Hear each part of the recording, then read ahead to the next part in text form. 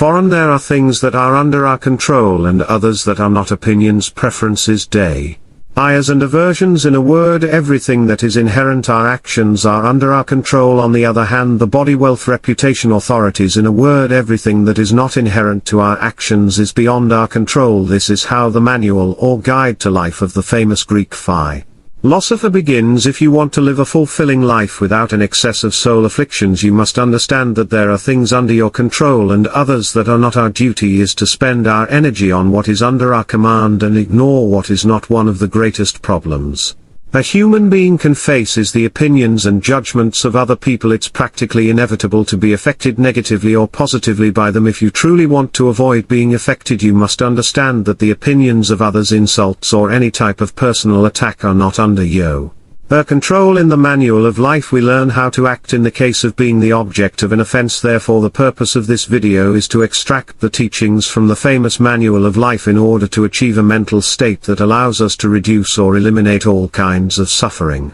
arising from the judgments of others. Through 7 teachings or principles extracted from Epictetus's manual of life, you will learn why you shouldn't worry about external feelings and how to achieve a state where opinions cannot harm you. If you're new here, consider subscribing so you don't miss out on all the valuable content we're preparing for you. Number 1. Insults or offenses. Epictetus says, remember that he who insults or strikes is not insulted but rather his own judgment that these actions are offensive. Therefore, if someone provokes you, keep in mind that it's your own opinion that is disturbing you in the first place. Try not to be swayed by appearances, for once you gain time and calm down, it will be easier to control yourself. One of the keys to not caring about the opinions of others is to understand that the insult or offense is not inherently harmful. The emotional discomfort that accompanies the insult actually comes from how we process that insult. When someone belittles you or disrespects you, think that this insult will only harm you if you allow it. If you react negatively, the true worth of a person should be measured by how much the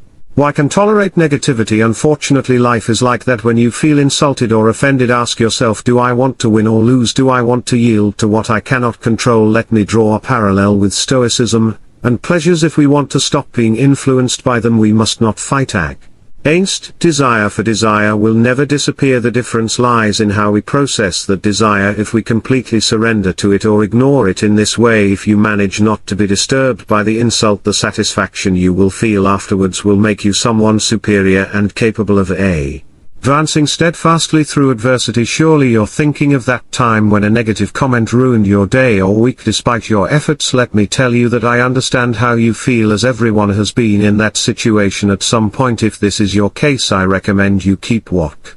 As in the next principles we'll address self-control. Number 2. Maintain firm purposes. In this principle we must understand that if we want to avoid being affected by the opinions of others, it's as follows. If you have the firm purpose of understanding philosophy, prepare yourself from the start to be ridiculed and suffer mockery from the crowd. Prepare to hear people say suddenly, he became a philosopher, or where does this arrogant attitude come from? Make sure not to adopt that arrogant attitude and stay firm in things that contribute to your well-being. Remember, if you remain steadfast in your position, the same people who used to ridicule you will end up admiring you. But if you let yourself be convinced by others, you'll be ridiculed twice. Those who wanted to become philosophers. But even if you don't want to become a philosopher, this principle proposed by T.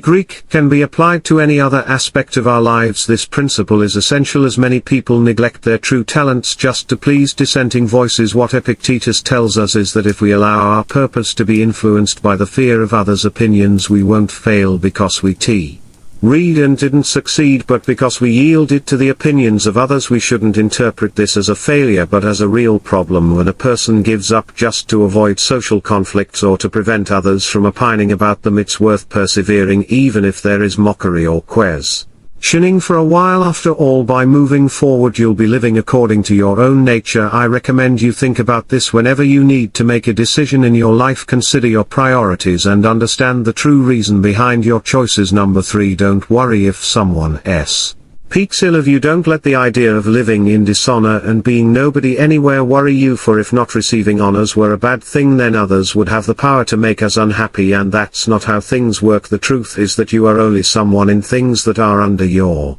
control and that depend on your decisions. This principle is indeed very relevant in our days. How many times have you done something you really didn't want to just to gain someone's approval, especially on social media? Social validation on these platforms can be like poison to a person. But ask ourselves, is it worth changing who we really are just to get a little satisfaction? Is it worth putting our emotional well-being in the hands of others? My answer is clear no. I recommend you reflect on this, as we've all been caught doing something that embarrasses us but isn't malicious at some point. Why care if they laugh at you or marginalize you in terms of popularity? Do you truly believe your happiness depends on how popular you are? If you live like that, you'll be in constant conflict, as your happiness isn't in your hands. Therefore you'll live in a constant state of tension, changing your essence not to lose status. One of the main points of Stoicism is to see only about what is under your control and become imperturbable regarding what isn't. Regarding insults, remember that nobody can hurt you unless you allow it. If someone harms you or speaks ill of you, remember that they act believing that they are right to do so. It's not possible for everyone to act according to what you consider right, but it doesn't seem right to them. So if someone judges you based on a false appearance, it's them who harm themselves with their mistake. Therefore tolerate the person who insults you with patience and repeat to yourself, that's just what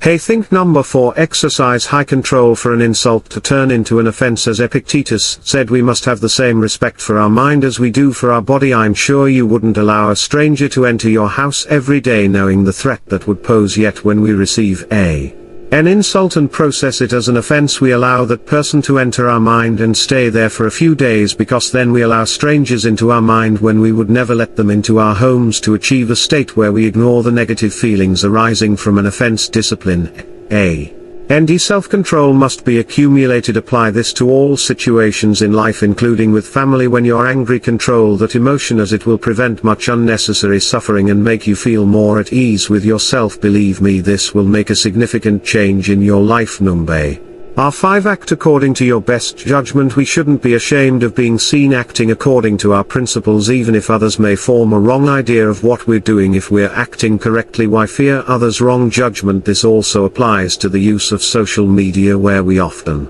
allow our happiness to depend on popularity or validation from others. This leads us to act to please them instead of following our own path. Number 6. Don't worry if someone speaks ill of you. If someone harms you or speaks ill of you, remember that they act assuming they are right to do so.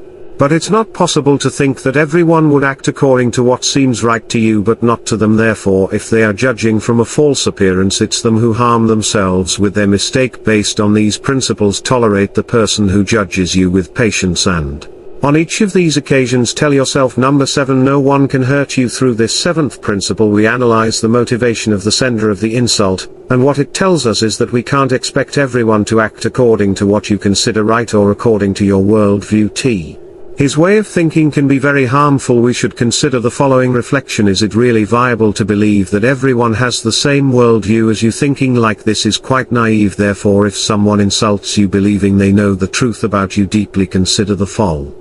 You know who you are, you know what you think, you know why you act and why you do what you do. The only knower of the truth about you is yourself. So in the case of a stranger insulting you in some way, you must ask yourself the following: did I act wrongly? If the answer is no, ask yourself, can I enter their mind and understand the reason for the insult? It's evident that you can't. Therefore, in the case of having acted correctly and facing ignorance about the motivation of the insult, you should be content, as you are the person in the world who knows yourself best. In the case of having acted correctly, you shouldn't carry the burden of regret. As Epictetus said regarding the person who insults you, that's how it seemed to them. To conclude, I would like to end with the following lesson from Epictetus: how much long do you think you'll delay becoming worthy of the highest progress and following the teachings of reason? You have already received the philosophical principles with which you should be familiar. What other master are you waiting for to begin improving? You are no longer a teenager, but an adult. So if you continue neglectful, lazy, and constantly